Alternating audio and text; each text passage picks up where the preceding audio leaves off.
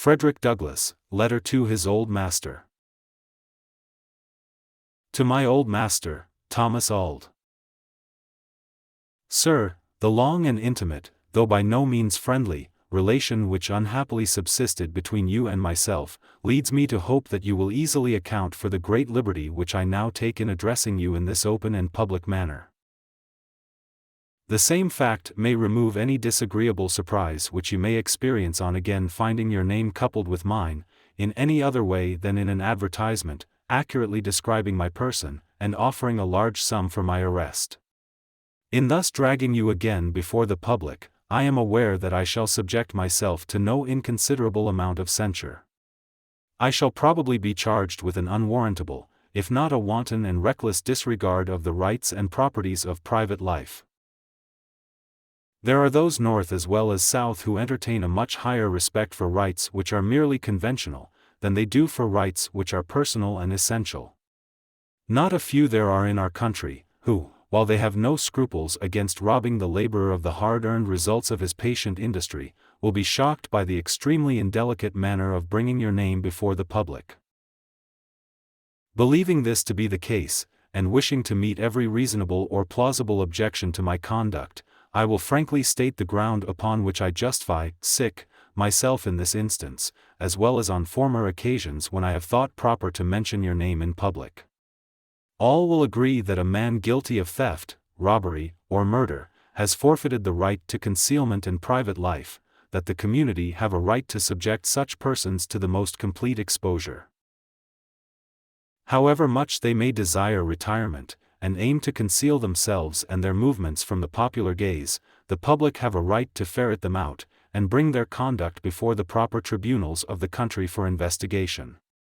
Sir, you will undoubtedly make the proper application of these generally admitted principles, and will easily see the light in which you are regarded by me. I will not therefore manifest ill temper, by calling you hard names. I know you to be a man of some intelligence, and can readily determine the precise estimate which I entertain of your character. I may therefore indulge in language which may seem to others indirect and ambiguous, and yet be quite well understood by yourself. I have selected this day on which to address you, because it is the anniversary of my emancipation, and knowing no better way, I am led to this as the best mode of celebrating that truly important events. Just 10 years ago this beautiful September morning, yon bright sun beheld me a slave, a poor degraded chattel, trembling at the sound of your voice, lamenting that I was a man, and wishing myself a brute. The hopes which I had treasured up for weeks of a safe and successful escape from your grasp, were powerfully confronted at this last hour by dark clouds of doubt and fear, making my person shake and my bosom to heave with the heavy contest between hope and fear. I have no words to describe to you the deep agony of soul which I experienced on that never-to-be-forgotten morning, for I left by daylight. I was making a leap in the dark. The probabilities, so far as I could by reason determine them, were stoutly against the undertaking. The preliminaries and precautions I had adopted previously, all worked badly. I was like one going to war without weapons, 10 chances of defeat to 1 of victory. One in whom I had confided, and one who had promised me assistance, appalled by fear at the trial hour, deserted me, thus leaving the responsibility of success or failure solely with myself. You, sir, can never know my feelings. As I look back to them, I can scarcely realize that I have passed through a scene so trying. Trying, however, as they were, and gloomy as was the prospect, thanks be to the Most High, who is ever the God of the oppressed, at the moment which was to determine my whole earthly career, His grace was sufficient, my mind was made up. I embraced the golden opportunity, took the morning tide at the flood, and a free man, young, active, and strong, is the result. I have often thought I should like to explain to you the grounds upon which I have justified myself in running away from you. I am almost ashamed to do so now, for by this time you may have discovered them yourself. I will, however, glance at them. When yet but a child about 6 years old, I imbibed the determination to run away. The very first mental effort that I now remember on my part, was an attempt to solve the mystery, why am I a slave? And with this question my youthful mind was troubled for many days, pressing upon me more heavily at times than others. When I saw the slave driver whip a slave woman, cut the blood out of her neck, and heard her piteous cries, I went away into the corner of the fence, wept and pondered over the mystery. I had, through some medium, I know not what, got some idea of God, the creator of all mankind, the black and the white, and that he had made the blacks to serve the whites as slaves. How he could do this and be good, I could not tell. I was not satisfied with this theory, which made God responsible for slavery, for it pained me greatly, and I have wept over it long and often. At one time, your first wife, Mrs. Lucretia, heard me sighing and saw me shedding tears, and asked of me the matter, but I was afraid to tell her. I was puzzled with this question, till one night while sitting in the kitchen, I heard some of the old slaves talking of their parents having been stolen from Africa by white men, and were sold here as slaves. The whole mystery was solved at once. Very soon after this, my Aunt Ginny and Uncle Noah ran away, and the great noise made about it by your father-in-law, made me for the first time acquainted with the fact, that there were free states as well as slave states. From that time, I resolved that I would some day run away.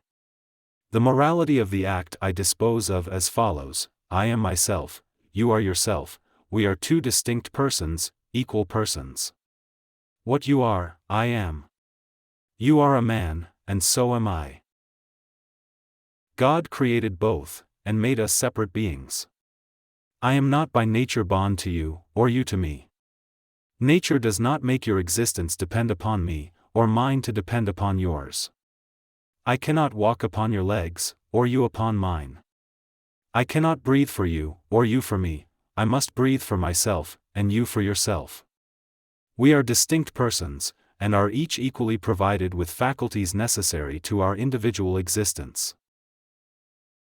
In leaving you, I took nothing but what belonged to me, and in no way lessened your means for obtaining an honest living. Your faculties remained yours, and mine became useful to their rightful owner. I therefore see no wrong in any part of the transaction. It is true, I went off secretly, but that was more your fault than mine. Had I let you into the secret, you would have defeated the enterprise entirely, but for this, I should have been really glad to have made you acquainted with my intentions to leave. You may perhaps want to know how I like my present condition. I am free to say, I greatly prefer it to that which I occupied in Maryland. I am, however, by no means prejudiced against the state as such. Its geography, climate, fertility, and products, are such as to make it a very desirable abode for any man, and but for the existence of slavery there, it is not impossible that I might again take up my abode in that state. It is not that I love Maryland less, but freedom more. You will be surprised to learn that people at the North labor under the strange delusion that if the slaves were emancipated at the South, they would flock to the North. So far from this being the case, in that event, you would see many old and familiar faces back again to the South. The fact is, there are few here who would not return to the South in the event of emancipation. We want to live in the land of our birth, and to lay our bones by the side of our fathers, and nothing short of an intense love of personal freedom keeps us from the South. For the sake of this, most of us would live on a crust of bread and a cup of cold water. Since I left you, I have had a rich experience. I have occupied stations which I never dreamed of when a slave. 3 out of the 10 years since I left you, I spent as a common laborer on the wharves of New Bedford, Massachusetts. It was there I earned my first free dollar. It was mine. I could spend it as I pleased. I could buy hams or herring with it, without asking any odds of anybody. That was a precious dollar to me. You remember when I used to make $7 or $8 or even $9 a week in Baltimore, you would take every cent of it from me every Saturday night, saying that I belonged to you, and my earnings also.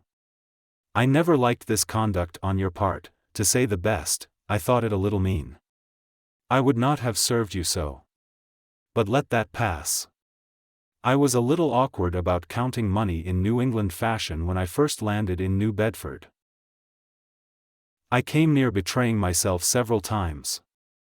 I caught myself saying "fip" for 4 pence, and at one time a man actually charged me with being a runaway, whereupon I was silly enough to become one by running away from him, for I was greatly afraid he might adopt measures to get me again into slavery, a condition I then dreaded more than death.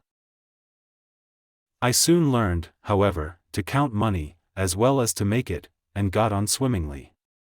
I married soon after leaving you. In fact, I was engaged to be married before I left you, and instead of finding my companion a burden, she was truly a helpmate. She went to live at service, and I to work on the wharf, and though we toiled hard the first winter, we never lived more happily. After remaining in New Bedford for 3 years, I met with William Lloyd Garrison, a person of whom you have possibly heard, as he is pretty generally known among slaveholders. He put it into my head that I might make myself serviceable to the cause of the slave, by devoting a portion of my time to telling my own sorrows, and those of other slaves, which had come under my observation. This was the commencement of a higher state of existence than any to which I had ever aspired. I was thrown into society the most pure, enlightened, and benevolent, that the country affords. Among these I have never forgotten you, but have invariably made you the topic of conversation, thus giving you all the notoriety I could do. I need not tell you that the opinion formed of you in these circles is far from being favorable.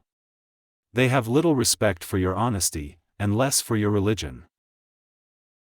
But I was going on to relate to you something of my interesting experience.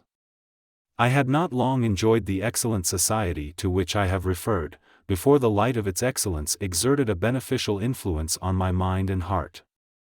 Much of my early dislike of white persons was removed, and their manners, habits, and customs, so entirely unlike what I had been used to in the kitchen quarters on the plantations of the South, fairly charmed me, and gave me a strong disrelish for the coarse and degrading customs of my former condition. I therefore made an effort so to improve my mind and deportment, as to be somewhat fitted to the station to which I seemed almost providentially called. The transition from degradation to respectability was indeed great, and to get from one to the other without carrying some marks of one's former condition, is truly a difficult matter. I would not have you think that I am now entirely clear of all plantation peculiarities, but my friends here, while they entertain the strongest dislike to them, regard me with that charity to which my past life somewhat entitles me, so that my condition in this respect is exceedingly pleasant. So far as my domestic affairs are concerned, I can boast of as comfortable a dwelling as your own.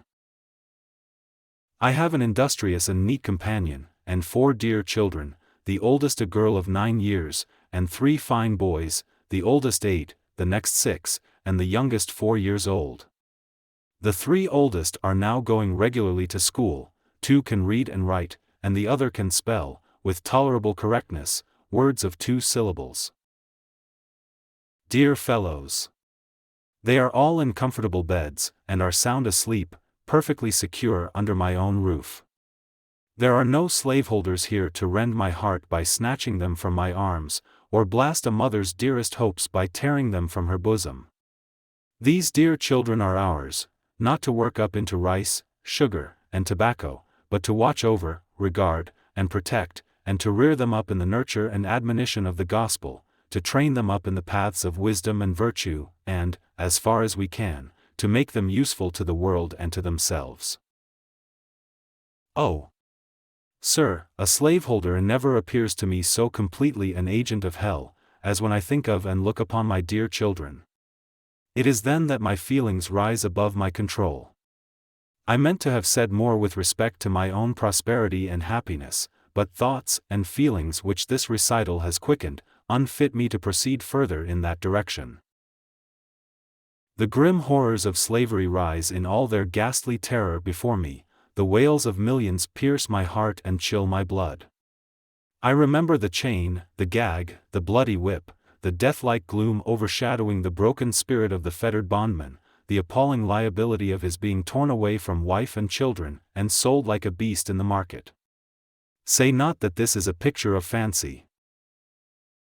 You well know that I wear stripes on my back, inflicted by your direction, and that you, while we were brothers in the same church, caused this right hand, with which I am now penning this letter, to be closely tied to my left, and my person dragged, at the pistol's mouth, 15 miles, from the Bay side to Easton, to be sold like a beast in the market, for the alleged crime of intending to escape from your possession. All this, and more, you remember, and know to be perfectly true, not only of yourself, but of nearly all of the slaveholders around you. At this moment, you are probably the guilty holder of at least 3 of my own dear sisters, and my only brother, in bondage. These you regard as your property. They are recorded on your ledger, or perhaps have been sold to human flesh-mongers, with a view to filling our own ever-hungry purse. Sir, I desire to know how and where these dear sisters are. Have you sold them? Or are they still in your possession? What has become of them? Are they living or dead? And my dear old grandmother, whom you turned out like an old horse to die in the woods, is she still alive? Write and let me know all about them. If my grandmother be still alive, she is of no service to you, for by this time she must be nearly 80 years old, too old to be cared for by one to whom she has ceased to be of service. Send her to me at Rochester, or bring her to Philadelphia, and it shall be the crowning happiness of my life to take care of her in her old age. Oh! She was to me a mother and a father, so far as hard toil for my comfort could make her such.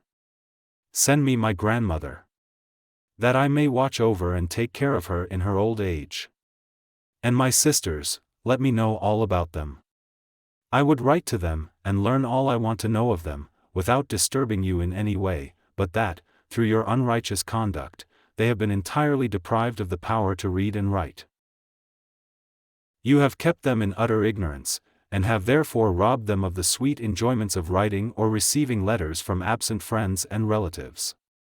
Your wickedness and cruelty, committed in this respect on your fellow creatures, are greater than all the stripes you have laid upon my back or theirs. It is an outrage upon the soul, a war upon the immortal spirit, and one for which you must give account at the bar of our common Father and Creator. The responsibility which you have assumed in this regard is truly awful, and how you could stagger under it these many years is marvelous.